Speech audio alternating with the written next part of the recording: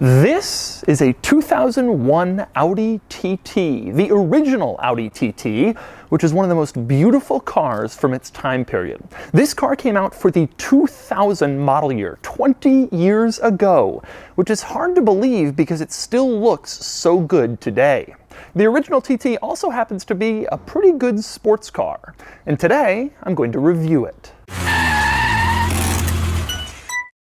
I've borrowed this TT from a viewer here in San Diego, and today I'm going to show you all of the quirks and features of the original Audi TT. But first, a little overview. Now, the original concept version of the TT was designed by Freeman Thomas, and that later morphed into a production version designed by Peter Schreier, who's been responsible for transforming Kia's designs from crap like this into more attractive cars like this in recent years.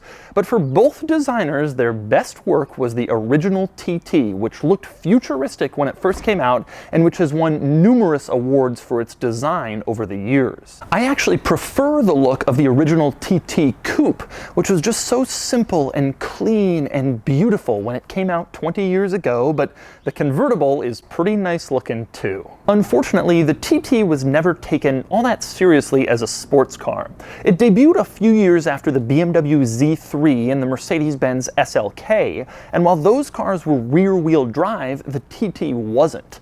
To make matters worse, the TT was based on the Volkswagen Golf at the time, so people thought it was just a dressed-up Golf. A very well-dressed Golf, to be sure, but a Golf nonetheless. And I don't think that's fair. Here's one interesting fact about the TT. You couldn't get it with an automatic transmission. That's right, for the first few years of TT production, it was manual only. And you couldn't say that about the Z3 or the SLK. When the market finally did demand an automatic transmission, Audi installed one of the first ever dual clutches put in a car in the TT. And although the base level TT was a front-wheel drive car with 180 horsepower, you could upgrade to all-wheel drive and 225 horsepower like this car has, which was a pretty good number considering that this car weighed less than 3,000 pounds. To me, all of that, plus this car's driving experience and its beautiful styling, combined to make it an underrated sports car and potentially even a future classic. So today I'm going to take you on a tour of this car, and I'm going to show you all of the quirks and features of the original TT. Then I'm going to get it out on the road and drive it, and then I'm going to give it a Doug score. And for more of my thoughts on the TT, click the link below to visit autotrader.com/oversteer, where I've also rounded up a list of some of the other most beautiful cars of the early 2000s.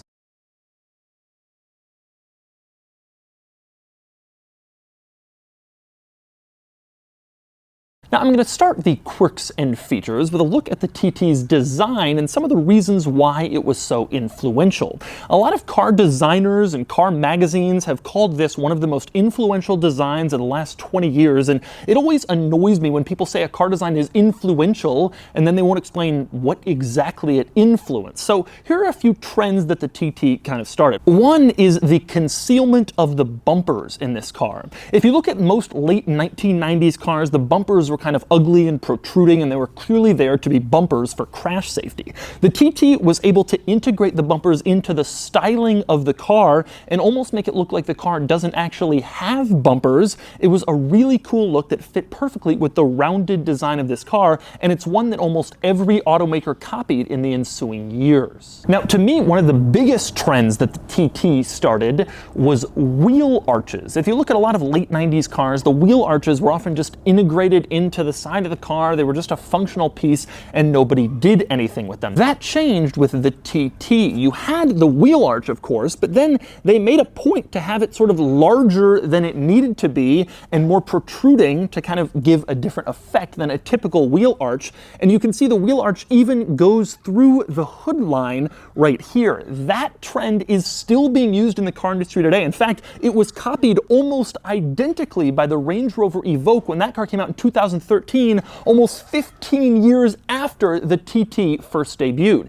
And the TT was really one of the first cars to play around with wheel arches and body lines and how they could make wheel arches more interesting and exciting. Now, another area where the TT's design was really influential was the use of aluminum in this car, especially in the interior. Now, a lot of late 1990s car interiors were just a sea of black plastic buttons and switches, and the TT was one of the first cars to really use bare aluminum as a material for an interior to kind of give it a different, more distinctive look. Not painted silver plastic, to be clear, but actual aluminum, which of course is tremendously common in cars today. You can see it in the pedals, but also you can see it all over this interior, the climate vents, this panel that says TT on the center of the steering wheel, and they even used it in a few places on the outside. The aluminum fuel door was surprisingly revolutionary back 20 years ago, and same with these aluminum roll hoops behind the seats. When this car came out, it was especially the TT's use of all these aluminum trim pieces that really made car designers stop and look at this as an influential vehicle. But anyway, those are most of the TT's influential design traits, and now I'll move on to the quirks and features, starting with the brake lights, which are actually kind of a cool design piece in themselves. Instead of having just an ugly red light stuck on the back of the car for regulatory purposes, it sort of fits into the rear hump of the car. It almost looks like just a panel, part of the styling that happens to have some lights in it. Now, the interesting thing to me about the brake lights is the fact that in the United States, cars are mandated by regulation to have a red reflector somewhere on the side near the rear of the car. Most automakers just stick one on the bumper or around the wheel arch, but Audi integrated it into the taillight in an interesting way. They just decided to make every bit of the taillight housing that wasn't actual light reflective. And so that way the entire housing is reflective, even the part that curves around to the side, thus complying with the regulation without having to tack on some ugly additional reflector. It's a pretty cool idea. Next, while we're still around back in this car, I want to talk about the rear spoiler, which is actually rather interesting. Now, when this car first came out, Audi's designers wanted it to be nice and rounded in the front and rounded in the back, this nice, clean, classic, unbroken look of roundness. But there was a problem. Some early TTs were involved in high-speed accidents, and Audi thought it was because they weren't getting enough downforce in the back. The rear was lifting and making the cars unstable and unsafe at high speeds. So there was a voluntary recall. You could go in if you had an early TT, and you could get a rear spoiler installed to keep the car planted at really high speeds. Later TT models just came with the spoiler from the factory. Now, this car probably had the rear spoiler added as part of the recall. The owner of this car told me that the early TT models that never had the recall done and thus preserved their original rounded beauty are actually sought after in the TT community, and they're worth more than cars where the owners went in and had the spoiler put on. Of course, they might not be as stable at high speeds. Next up, still around back, another interesting quirk of the TT has to do with the exhausts. Now, you can see that this car has dual exhausts, and that's because it is the 225 horsepower all-wheel drive model. There was also a base model with front-wheel drive and 180 horsepower, and those only had one exhaust. So, if you're looking at an early first-generation TT before they added the V6 late in the model run, the easiest way to tell apart whether you're looking at the front-wheel drive one or the more powerful all-wheel drive one is by checking the exhausts. Now, next I want to talk about the fuel door, which you can see is on the passenger side on the rear fender there, that aluminum fuel door. The most interesting thing about it, though, is if you open it up, you can see there is a big pink label on the inside. Not sure why they went with pink. And it reminds you that you can only put 2 people in the TT. Thanks for that, Audi. It was a massive interior, and I was thinking of doing 6 people, but now that you've reminded me with a pink label in the fuel door, I'll keep it to just 2. Next, I want to move inside the TT, where the first thing you probably notice is this leather color. This car has a very special leather option. In most TTs, you get regular seats, and they were just normal leather seats, which were fine. But this car has the baseball glove interior. Now, that meant you got this nice rich brown leather that reminded you of a baseball glove, but more importantly, you got this stitching around the entire seat that looked like the stitching on a baseball glove. Now, this interior is kind of opinion splitting. I personally love it. I think it looks really cool, and I wish more automakers had done similar stuff. But either way, it is a very unique and interesting quirk and/or feature of the TT, the baseball glove interior on the first-gen models. Now, next we move on to another interesting interior item. There is a design element that is repeated all over the interior, basically everywhere Audi could, and that would be a circle and then kind of circle dots around the outer edge of the circle. I'll show you what I mean. You can look at the steering wheel, the horn pad, you have a circle, and then there are these little circle dots around the edge,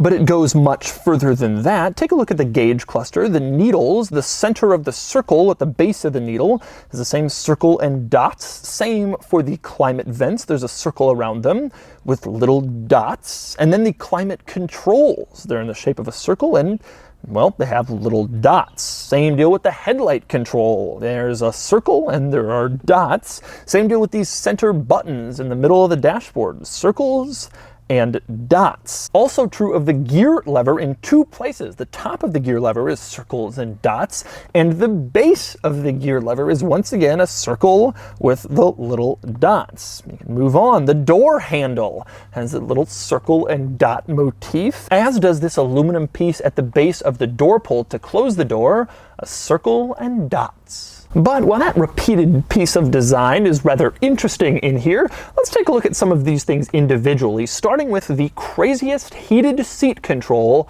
I have ever seen in my entire life. Okay, it's one of those circle buttons on the dashboard. Now, to start the heated seat turning on process, you push the button and then it pops out. Seems normal enough, but then you begin turning it, and as you turn it, those little dots, they actually light up as lights to let you know what level of heated seat heating you're on. You keep turning it and more lights light up, which is already a rather interesting thing, but there are two other unusual items with this. One is that as far as you turn it, you can't light them all up. There are not enough stages of seat heating to fill all the dots, so it always remains a little bit unfilled, which I find hilarious. But to me, the most interesting piece with that heated seat button is the fact that as you're turning it to increase the seat heating, the little picture of the heated seat stays put. Instead, only the outer edge of this button turns, which is a nice little piece of attention to detail for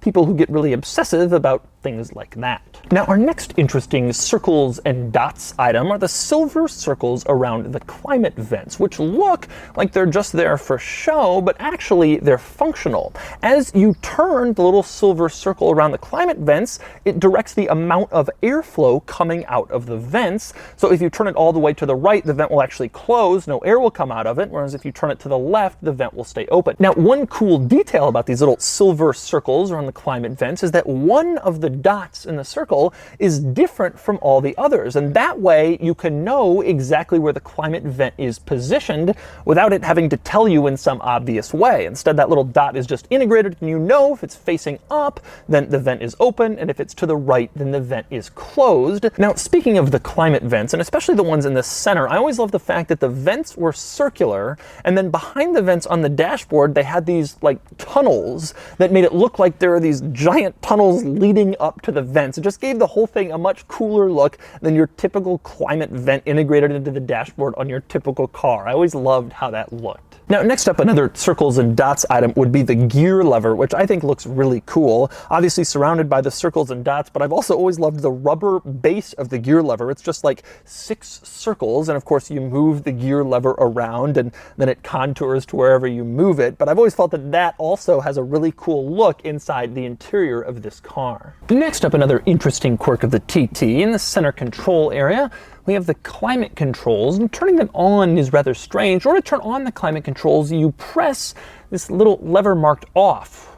You press that and then they turn on. Seems unusual. I can't explain it, but that's how it works. Now, as you're looking around the interior, surely one question you have is, why does it say TT in massive letters on this aluminum panel in the middle? Well, actually, if you press that, that's hiding the radio. You press it and it pops open, and then it shows the radio. And once you see the radio, it's easy to see why Audi wanted to hide it. The radio is a conglomeration of 25 tiny plastic buttons that just make this interior look busy. And so putting putting it behind that little panel sort of keeps up the minimalist, clean, simple design theme of this car. Frankly, it's a good idea. And it's worth noting that the radio isn't the only item in this interior that Audi hid. There's also a little lid in front of the gear lever. You can move it back and you'll see there are the buttons to open the trunk and to open the fuel door, or you can keep it closed and then those buttons are out of sight and the interior is just a little simpler. One other interesting item on the passenger side of the dashboard, obviously this car has a glove box like most cars, but there's also an additional piece of storage below the glove box. There's this little shelf of storage that I guess you can use for pens or whatever else you want to keep in the car without keeping behind the glove box door. And speaking of hidden items in this car's interior, one more hidden item. The door pull is attached to the door with this aluminum circle with dots. And behind the door pull, Audi has hidden the car's power windows. So again, they're not cluttering the interior, but they're back there for when you want to use them. Now, one other noteworthy item, in addition to the traditional power windows, this car also has a third power window, and that would be the wind deflector, which is behind the seats. You press this little button in the center console, and the wind deflector goes up, and it's glass, and when it's up it actually does a pretty good job of deflecting wind if you're driving around this car at higher speeds. Of course, if you press the center button the other way, the wind deflector goes back down and then your wind will no longer be deflected. Oh, and by the way, speaking of the wind deflector, I mentioned those roll hoops earlier behind the seats, which are a nice little piece of design, a cool little touch. It's very distinctive for this car. And you'll notice at the base of those roll hoops, it's circular, and of course, the circles at the bottom have a bunch of dots in them, continuing the theme, because why wouldn't they? And with that out of the way, one more interesting interior quirk, and that would be in the owner's manual. I looked through this, there's not that much that's interesting, except on page 142, there's a list of tips for driving in a more efficient and economical manner. My favorite is switch off your engine if you're caught in a traffic jam. Is that an actual tip in an owner's manual?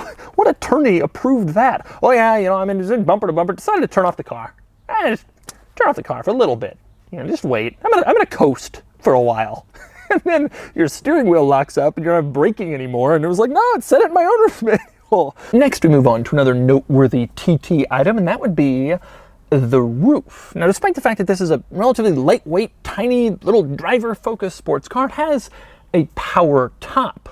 Well, at least mostly. Here's what I mean. In order to start the roof process, you push down on this little button in the center console, and then it begins.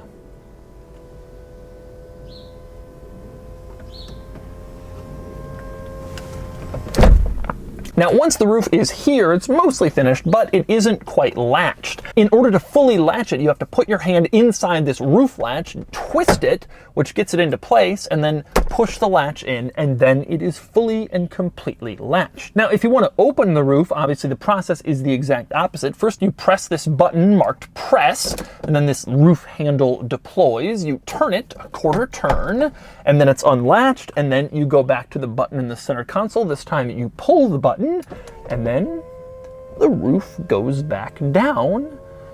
That's how you drop the top or put it back up in the original Audi TT. Pretty simple. Finally, moving back outside the TT for a couple other items worth noting. One is the trunk. In order to open the trunk, you press a little button on the key fob, it releases, and then you open it right up. Nothing interesting or noteworthy about the trunk except for how small it is. Obviously, there needs to be a space for the top to go down, but even other than that, it's a really, really small trunk for a small car, no surprise. Now, the other item I wanted to cover is the engine, but I'm gonna start with the hood, which is kind of cool. Obviously, you release it in the normal way, latch in the footwell, and then there's a little latch up here. But the cool thing about the hood is, as you can see, it isn't just a flat piece in the top on the front of the car. Instead, it kind of comes all the way over to the wheel arch in the front fender. It's like a little hat for the front of the car, just like how the Audi R8 is for its front luggage compartment. But anyway, you open up the hood and then you can see the engine. And like I mentioned, two versions of this car with the same engine. There was a 180 horsepower version front wheel drive, and then the 225 horsepower version all-wheel drive, both 1.8 liter turbocharged 4-cylinders. Later in the model run, Audi also added a 3.2 liter V6, which is impressive in a car of this size. That was the engine that was mated with the dual clutch automatic transmission. That was the only way you could get it. And so those are the quirks and features of the original Audi TT. Now it's time to get it out on the road and see how it drives. All right, driving the TT. Now the first thing I want to talk about in this car is interior room, because a lot of people, I'm pretty tall, a lot of people are going to say, well, can you fit? And the answer is not only can I fit, but I actually don't even have the seat as far back as it could go. So the car has done a pretty good job of interior packaging. Now the clutch and shifter action are great. The clutch releases a little bit too far, but the shifter feels good, the clutch feels good, no vagueness, right where to shift. The shifter feels real nice to go through the gears, not quite as smooth or as perfect feeling as like a Porsche. Sitting here at a stoplight, you can appreciate the beauty of this car's interior. The materials are no longer what you would consider to be like top-notch or really well done, but they're good. They were certainly good for the time, and most importantly, it's very minimal. If you don't have all the things unfurled, the TT silver bit open, it's a pretty minimalist, simple interior, which goes along with the exterior design. Not very fussy, looks nice. Surprisingly quick, actually. I'm surprised at just how quick it is from a stop. It's not tremendously fast, but it feels faster than kind of I was expecting it to. It is reasonably quick. Ultimately, it is a pretty decent amount of power in a not very large vehicle, and so that is, a recipe for a relatively quick car. Now, the power comes on in a manner that's consistent with a car that has some turbo lag. Not much power, not much happens 1,000, 2,000 RPM, and then it really kind of slams you back. So you really have to kind of gear down and get high in the rev range in order to wring a lot of power out of it. Certainly this car, the chassis doesn't feel as stiff as it probably should. You can feel when you go over a bump, some things are maybe a little bit, I don't want to say squidgy, but you can feel things, there's a little bit more shake in the interior than you probably would want. It changes direction surprisingly well. There's a little bit of steering on-center vagueness, but it does better than I thought. It's more precise and more responsive than I was expecting. When you're pushing it a little bit hard, I was just going through a series of twisty corners, it does understeer more than you would want. And that's the drawback compared to the Z3, the Z3M, that sort of thing. It's not quite gonna be as fast through corners as that car because you gotta back off just a little bit in order to control the understeer. And that's just the reality of a car that starts on a front-wheel drive chassis. But the all-wheel drive, the power, if you keep it in power band, does actually do a pretty good job of keeping this car exciting and fun through the corners. And its small size is also really beneficial. Now, just driving it along, it's a totally rational and normal car. It doesn't feel weird or unusual or anything like that, or particularly special. It's special in the sense that it's kind of a cool convertible, whatever, and those are always a little bit special.